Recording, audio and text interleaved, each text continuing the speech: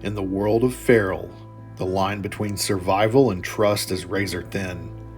As Elsie navigates the unsettling new reality of her surroundings, every shadow seems to whisper a warning, and every friendly face hides a darker truth. If you think you've seen it all, think again, because what lurks behind closed doors will leave you speechless, shocked, and reeling with disgust. How's it going, comic book fans? Welcome back to Comic Drops. Today we're diving into Feral issue number 8, the latest installment in Tony Fleecs and Trish Forstner's captivating series. This comic pushes the boundaries of tension and fear, delivering a haunting story that will leave you questioning everything about Elsie and Lord's world.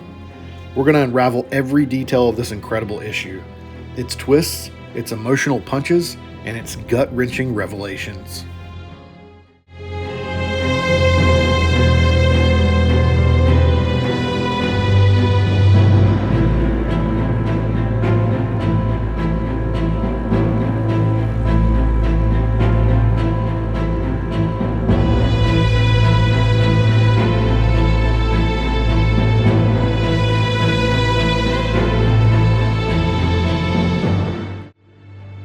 This issue of Feral begins with a deceptively quiet moment as Elsie sleeps. Her peaceful expression is almost a relief after the chaos of the previous issue, but the calm is shattered by the sudden appearance of her spirit guide. The faint, eerie glow of the spirit against the muted shadows of the room instantly sets a chilling tone, heightened by Brad Simpson's subdued color palette. Her spirit guide's voice is sharp and unyielding, dragging Elsie out of her rest with cryptic words. You are not safe. This opening feels heavy, with unspoken tension as the spirit guide accuses Elsie of being weak, calling her instincts soft and her resolve fragile. The visuals do so much heavy lifting here. Elsie's wide, uncertain eyes are contrasted with her spirit guide's piercing gaze, creating a stark emotional divide. Forstner's art captures every flicker of doubt and fear on Elsie's face, as her spirit guide delivers its final foreboding message. No one is safe here.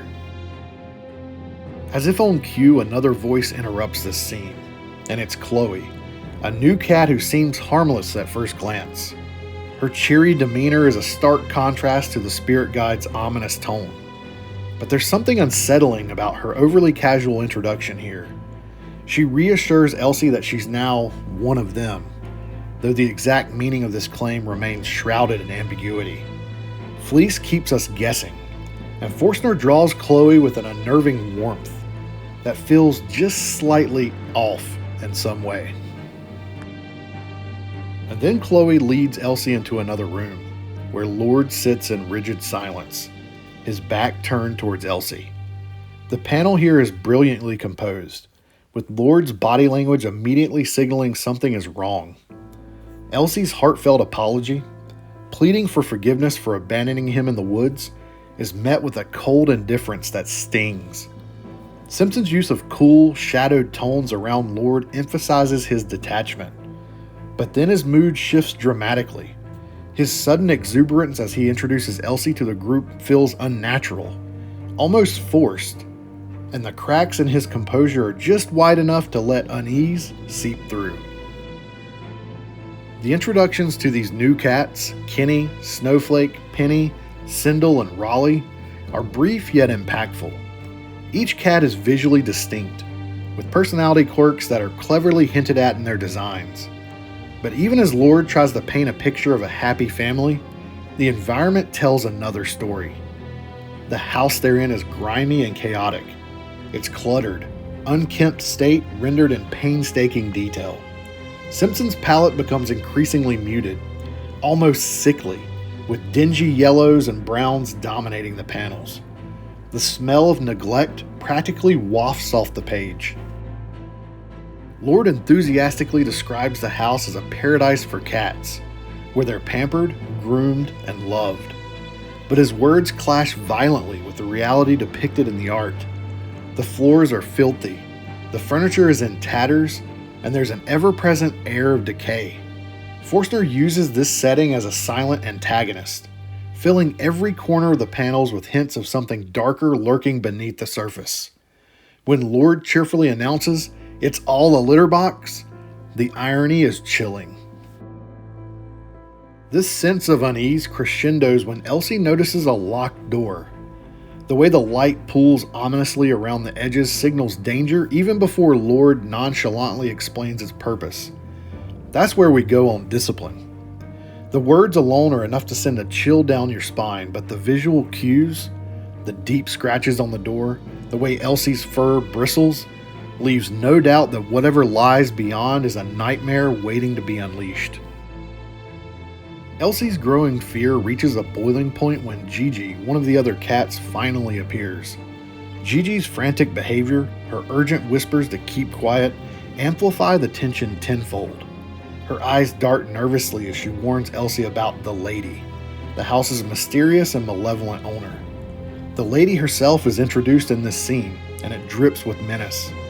Her innocent tone as she calls for Gigi is undercut by the malice of her actions. When she threatens to take care of Gigi's claws, the implication is horrifying. As the lady moves into the kitchen, she dumps food haphazardly onto the floor, and the horror of the situation becomes even clearer.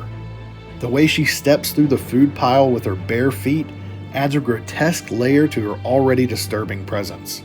And Forstner spares no detail, making every moment of this scene feel viscerally uncomfortable. Elsie watches in stunned silence, her body tense with dread. But the most harrowing discovery comes when Elsie explores the living room. Beneath a worn-out couch, she finds the skeletal remains of a cat named Emma, maggots crawling through its hollowed eye sockets. This is a turning point for Elsie, and for the reader. The sight of the skeleton is both shocking and heartbreaking, made all the more horrifying by Chloe's indifferent remark. The lady keeps us even when we're gone. Forstner's meticulous rendering of the skeleton, combined with Simpson's sickly color palette, ensures this moment lingers long after this page is turned. Then Elsie finally snaps, yelling it's not safe here. Her declaration sends ripples through the group, but instead of rallying to her side, the other cats respond with an eerie chant. The lady keeps us with love. Their vacant expressions and synchronized voices create a chilling sense of indoctrination, reinforcing the cult-like atmosphere of this house. Lord, visibly distressed by Elsie's outburst, accuses her of ruining everything. His loyalty to the lady feels tragically misplaced, and the emotional weight of his betrayal is palpable. And the issue's climax is a masterclass in suspense. Elsie, who is unable to ignore that locked door from before, takes it upon herself to open it.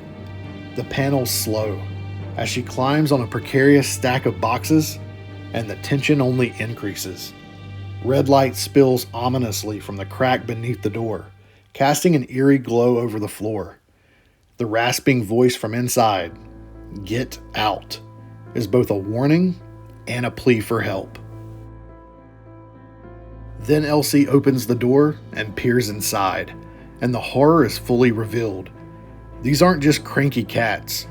These are rabid, infected cats, and they're a vision of chaos, their fur matted, their eyes blazing red with feral rage. Their snarling faces are a grotesque blend of anger and despair, and the room they're trapped in mirrors their unrest. The walls are scratched to shreds, the floor littered with filth, and the air feels thick with unbridled hostility. Simpson's colors here, deep reds and shadowy blacks, drive home the pure, unrelenting terror of this moment. And the comic ends with this devastating image, leaving Elsie, Gigi, the kittens, and readers on the precipice of disaster. The locked room has now been opened, but at what cost? So Feral issue number 8 is a haunting, masterfully crafted chapter that balances emotional depth with visceral horror. Tony Fleecs and Trish Forstner continue to push the boundaries of storytelling, delivering an issue that lingers long after the final page. If you're not reading this series yet, you should definitely start. And as always, I want to hear your thoughts as well. Drop a comment below, and don't forget to like and subscribe for more comic book deep dives. Thanks for watching, and we'll see you in the next one.